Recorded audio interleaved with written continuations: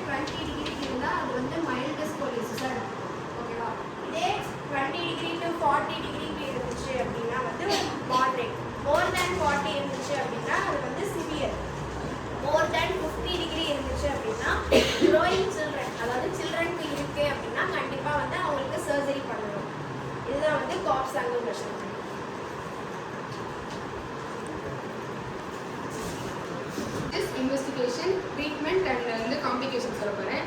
இவங்களோட clinical ஃபீச்சர்ஸில் symptoms first எப்படி இருக்கும் அப்படின்னா, அவங்களுக்கு வந்து விசிபிளாகவே ஸ்பைனல் வந்து டீஃபார்மிட்டி இருக்கிறது நம்மளுக்கு பார்த்தாலே தெரியும். இன்னொன்று வந்து ஷோல்டர் வந்து அன்ஈவனாக இருக்கும். ஒரு ஷோல்டர் வந்து மேலேயும் ஒரு ஷோல்டர் வந்து கீழே இருக்கும். ஏன்னா ஸ்பைன் வந்து கர்வேச்சர் ஆகும்போது நமக்கு வந்து ஒரு ஷோல்டர் அப்லேயும் ஒரு ஷோல்டர் வந்து டவுன்லேயும் இருக்கும். அடுத்தது வந்து ஒரு ஸ்கேப்பில் வந்து ப்ராமினெண்ட்டாக நல்லா தெரியும். பின்னாடி வந்து ப்ரொஜெக்ஷன் வந்து ஸ்கேப்பில் நல்லா ப்ராமினெண்ட்டாக தெரியும். இன்னொன்று வந்து வெயிஸ்ட், இப்போ எப்படி ஷோல்டர் வந்து அன்ஈவனாக இருக்கோ அதே மாதிரி வெயிஸ்ட்டும் அன்ஈவனாக இருக்கும். ஒன்று வந்து மேலேயும் ஒன்று வந்து கீழேயும் இருக்கும். இன்னொன்று வந்து ட்ரங்க் வந்து ஒரே ஒரு சைடு வந்து ஷிஃப்டாக இருக்கும், ஒன் சைடாக ஷிஃப்டாக இருக்கும். ரிப் வந்து ப்ராமினென்ஸாக இருக்கும். அவங்க சொன்ன மாதிரி ரிப் வந்து ஹம்ப் அப்படி இருக்கும். ஓகேவா? அடுத்து வந்து பேக் பெயின் இருக்கும். அவங்களோட போஸ்டர் வந்து ஸ்டூப் போஸ்டராக இருக்கும். அதே மாதிரி கேட் வந்து அப்நார்மலிட்டிஸ் இருக்கும். அவங்க வந்து கேட்டில் வந்து சேஞ்சஸ் இருக்கும். சிவியர் கேசஸில் வந்து அவங்களால மூச்சு விட முடியாது, ஷார்ட்னஸ் ஆஃப் பிரெத் இருக்கும். எதனால் நினைக்கிறீங்க நீங்கள்? ஏதாவது ஐடியா? ட்ரங்க் வந்து ஃபார்வர்டாக பெண்ட் ஆகும்போது நம்மளோட லங்கோட கெப்பாசிட்டி வந்து குறைஞ்சிரும். அப்போ வந்து நம்மளால் ப்ரீத் பண்ண முடியாது. அதனால தான் ஷார்ட்னஸ் ஆஃப் ப்ரீத். இன்னொன்று வந்து எக்ஸசைஸ் டாலரன்ஸ் வந்து குறைஞ்சிருக்கும். ஓகேவா? அடுத்து சைன்ஸ் பார்த்த மாதிரியே ஷோல்டர் வந்து ஏசிமெட்ரியாக இருக்கும். பெல்விக் வந்து திரிச்சா இருக்கும் சிவியர் கேசஸில். அடுத்து வந்து ரிப்ஸ் வந்து ப்ராமினெண்ட்டாக இருக்கும். லெக் லென்த் வந்து டிஸ்கிரிபென்சியாக இருக்கும். ஐ மீன் எப்படின்னா, இப்போ நமக்கு வந்து ஸ்பைனல் டீஃபார்மிட்டி நடக்கும்போது எந்த பக்கம் நம்ம வந்து பெண்ட் ஆகிறோமோ அந்த சைடில் வந்து லெக் லென்த் வந்து கொஞ்சம் அதிகமாக இருக்க மாதிரி இருக்கும், ஆப்போசிட் சைடில் வந்து கொஞ்சம் கம்மியாக இருக்க மாதிரி இருக்கும். அதனால அப்படி சொல்கிறாங்க. அடுத்தது ஆடம்ஸ் ஃபார்வர்ட் பெண்ட் டெஸ்ட் அப்படின்னு எடுப்போம். ஆடம்ஸ் ஃபார்வர்ட் பெண்ட் டெஸ்ட் முன்னாடி கேட்டிருக்கீங்களா இல்லையா? ஆடம் ஃபார்வர்ட் பெண்ட் டெஸ்ட் வந்து ஸ்கோலியோசிஸ் இருக்கா அப்படின்னு செக் பண்ணுறதுக்காக இது எடுக்கிறது.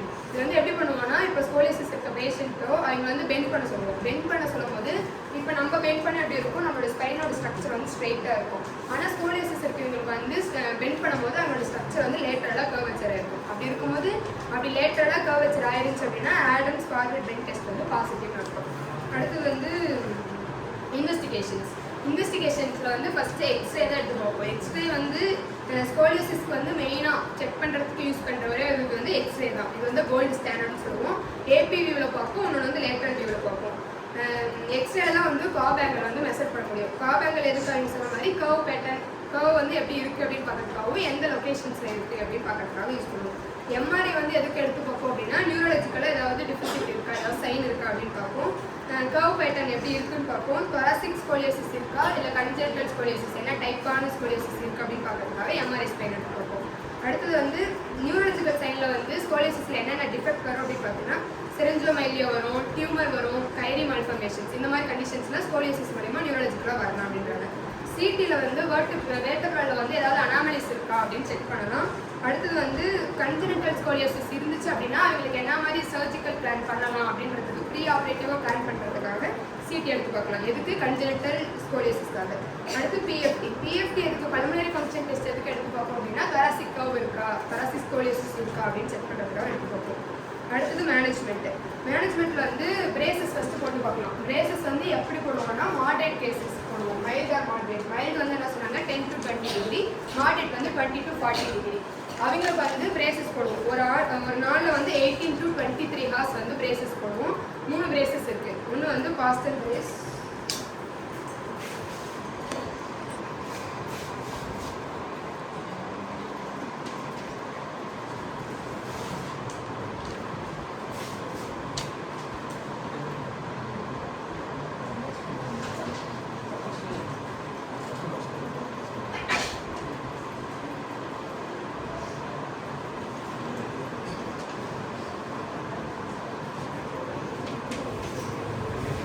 பாஸ்டல், ஒன்று வந்து மீல்வாக்கி, இன்னொன்று வந்து தொராக்கோ லம்போ சேக்ரல் பிரேஸ். இந்த 3 பிரேஸ் போடுவோம். ஒரு நாளில் 18 to 23 ஹார்ஸ் போடணும். ஓகேவா? அப்படி இல்லை அவங்களுக்கு வந்து ரொம்ப சிவியராக இருக்குது அப்படின்னா சர்ஜிக்கல் போடுவோம். சர்ஜிக்கல் வந்து போஸ்டீரியர் ஸ்பைனல் ஃபியூஷன். ஓகேவா? Posterior spinal fusion. அப்போ அவங்களுக்கு என்ன பண்ணுவாங்க அப்படின்னா, போஸ்டீரியராக ஒரு இன்சிஷன் போட்டு அந்த வெர்டபிரால வந்து ராட்ஸ் ஃபிக்ஸ் பண்ணி அந்த வெர்டபிராவை வந்து அந்த ஸ்ட்ரெயிட்டாக அலைன் பண்ணி ஃபியூஸ் பண்ணி வைப்பாங்க. அப்படி இருக்கும்போது அந்த ஸ்கோலியோசிஸ் வந்து லேட்டரல் கர்வேச்சர் வந்து ஸ்ட்ரெயிட் ஆகிடும், நார்மலாக வந்துடும். இது வந்து சர்ஜிக்கல். அடுத்து ஃபிசியோதெரப்பி மேனேஜ்மெண்ட்டில் என்ன பண்ணுவோம்னா, அவங்களுக்கு போஸ்டர் வந்து மாறி இருக்கும். ஸ்டூப் போஸ்டராக இருக்குமா, அப்போ போஸ்டரல் ட்ரைனிங் தருவோம். இன்னொன்று வந்து கோர் மசில் வந்து வீக்காக இருக்கும், அதனால் கோர் ஸ்ட்ரென்தனிங் தருவோம். ப்ரீத்திங் எக்ஸசைஸ் வந்து டயஃப்ரமேட்டிக் அண்ட் செக்மெண்டல் ப்ரீத்திங் தரும். ஏன்னா அவங்களுக்கு வந்து ஷார்ட்னஸ் ஆஃப் ப்ரீத் இருக்கிறனால அவங்களுக்கு லங்ஸ் அஃபெக்ட் ஆகிருக்குல்ல, அதனால ப்ரீத்திங் எக்ஸசைஸ் தருவோம். கெயிட் அப்னார்மலிட்டிஸ் இருக்கனால கெயிட் ட்ரைனிங் தருவோம். இதனால ஸ்கோலியோசிஸ்னால அவங்களுக்கு என்னென்ன காம்ப்ளிகேஷன்ஸ் வரும் அப்படின்னா க்ரானிக்காக பேக் பெயின் வரும். அடுத்தது வந்து ப்ராக்ரெசிவாக ஸ்பைனலில் வந்து டீஃபார்மிட்டி நடக்கும்.